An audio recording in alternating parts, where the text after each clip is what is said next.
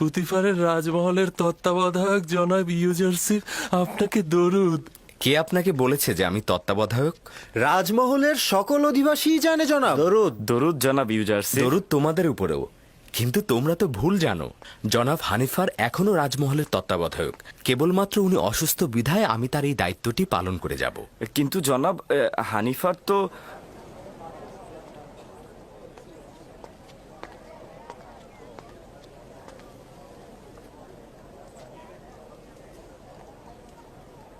জুলেখা, বানু আমার, কিছু কি দেখছেন? কই কিছু না তো। কি দেখবো আমি? এমনিতেই আমি ইউজারসিফ রাজমহলের নতুন তত্ত্বাবধায়ক। আর কেউ ছিল না? মাঝে মধ্যে তুমি নিজের সীমানা লঙ্ঘন করে ফেলো কারি মামা। নিজের প্রতি মনোযোগী হও। সব সময় সব বরদাস্ত করব না আমি।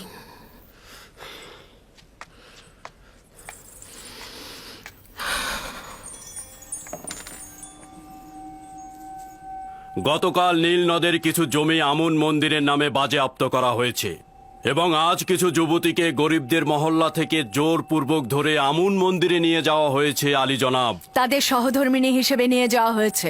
এটা নতুন কোনো ঘটনা নয়। যুবতী কন্যাগণ সবসময় নিজেদের ইচ্ছা অনুযায়ী সহধর্মিণী হয়েছে, বাধ্যতামূলক নয়। সত্য হলো ওদেরকে খাদেমদের কামনা বাসনা চরিতার্থ করতে নেওয়া হয়েছে, আমুনের জন্য নয়। ভেবে দেখো, ওই প্রাণহীন পাথরের সহধর্মিণীর কি প্রয়োজন? আপনাদের উচিত নয় তরুণ উত্তরাধিকারীর সামনে আমুন ও তার খেদমতগারদের এভাবে নিন্দা করা। এতে তার ঈমান নষ্ট হতে পারে, ঈমান নড়বড় হতে পারে। ঈমান? মন্দিরের খাদেমদের এসব খারাপ কর্মকাণ্ড সম্পর্কে আমাদের সন্তানগণ অবগত হলে তার ঈমান নড়বড়ে হয়ে যাবে। তার মানে কি তার সত্য জানবার দরকার নেই? আমার কথা হচ্ছে, তার ভালো এবং মন্দ অবশ্যই জানা উচিত। তারপর সে নিজেই ঠিক করবে সে কোন খোদার ইবাদত করবে। আমি নিজেও আমন ও তার খেদমতগারদের সম্পর্কে জানতে আগ্রহী। তাছাড়া এই কথাগুলো আমার জন্য নতুন নয়। অবশ্যই তুমি যেমন তাদের ভালো দিকটি দেখেছ, তেমনি তাদের নির্লজ্জ কার্যক্রম বিশ্লেষণ করবে। তোমার আম্মাজান তাদের দ্বারা এতটাই প্রভাবিত যে প্রকৃতপক্ষে হুকুমত এবং সাম্রাজ্যের বিষয়ে তার কোনো চিন্তাই নেই।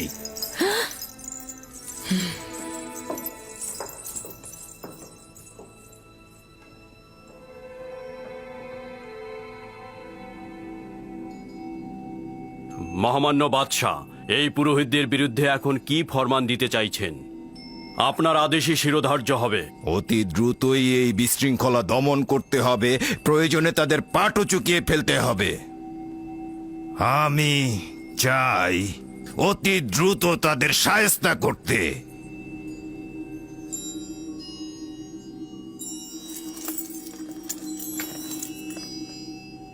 আব্বাজান, আমাদের যে সকল সৈন্যবাহিনী রয়েছে তারা কি এই কাজের জন্য যথেষ্ট?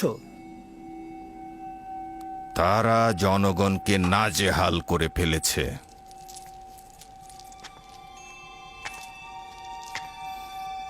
আমুনের সামরিক ঘাঁটি আর পূর্বের ন্যায় নেই।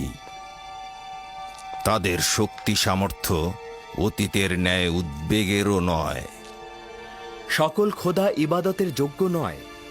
খোদার উচিত নিজস্ব প্রয়োজন না থাকা। তার জায়গা ও বাসস্থান আবশ্যক নয়।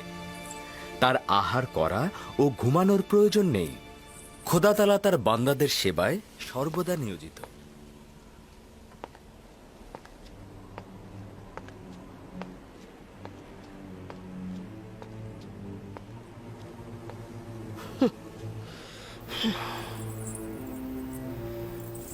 আমি অতিষ্ঠ হয়ে গেছি।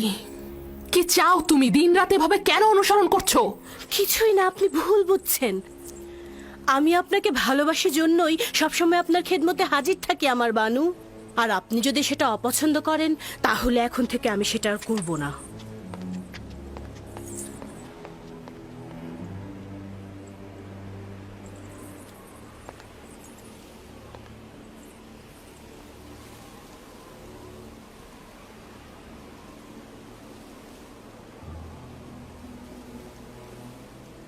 জানো কিছু?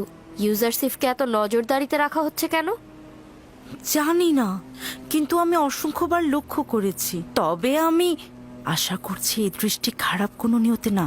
হ্যাঁ, তোমাকে আমি বুদ্ধিমতী ভেবেছিলাম, এখন দেখছি তুমি একটা মূর্খ।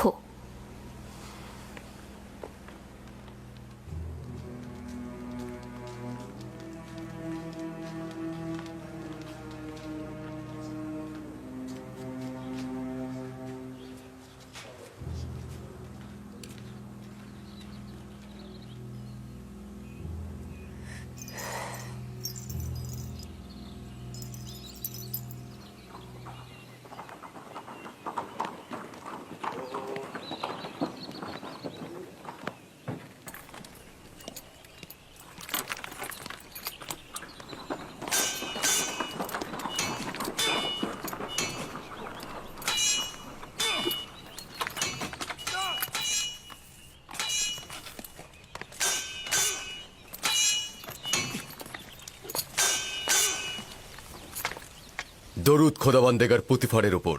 দরুদ মিশরের প্রধান সেনাপতি আলী জনাব পুতিফার। তোমাদের উপরেও দরুদ, রুদামুন ও ইউজারসিফ।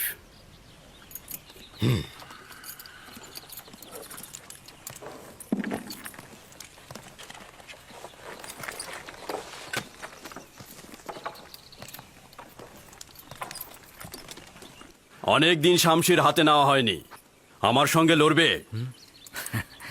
লড়াই নয়, যদি পরীক্ষা নেবার অভিপ্রায় থাকে তাহলে বান্দা রাজি আছে।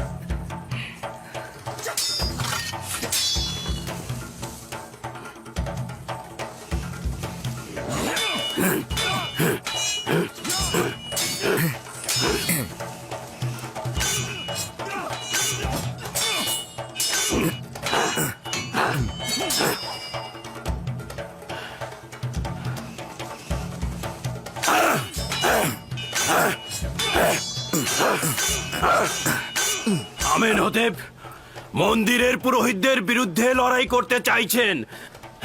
সে তাদেরকে কোণঠাসা করতে চাইছেন। তারা অধিক শক্তিশালী হয়ে গেছে আর মিশরের আভ্যন্তরীণ বিষয় নাক গলানো শুরু করেছে। এটা অত্যন্ত বিপজ্জনক জনাবে আলী। বর্তমানে আমুনের খাদেমদের শক্তি ও সামর্থ্য প্রচুর জনাবে আলী।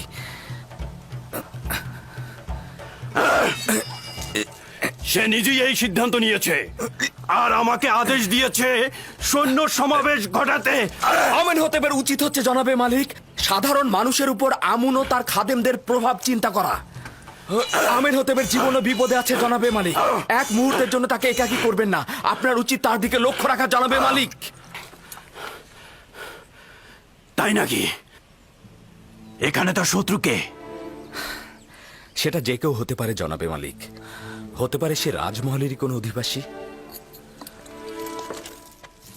আমেনহোতেফের দুশ্মন তো সর্বদাই রয়েছে। আমি বানুতিকে একবার লক্ষ্য করে দেখেছি। তিনি আমুনের ভক্ত ও অজ্ঞামোহরের অত্যন্ত বিশ্বস্ত। আজব ব্যাপার। আমেনহোতেব আজ এই কথাটি ঝগড়ার সময় বানুতিকে বলেছিল। তাকে বিশ্বাসঘাতক এবং আমেনহোতেবের বিশ্বস্ত বলে অভিহিত করেছিল। জনাব আমেনহোতেবের হেফাজতে থাকবেন, সত্যি তার অনেক বিপদ।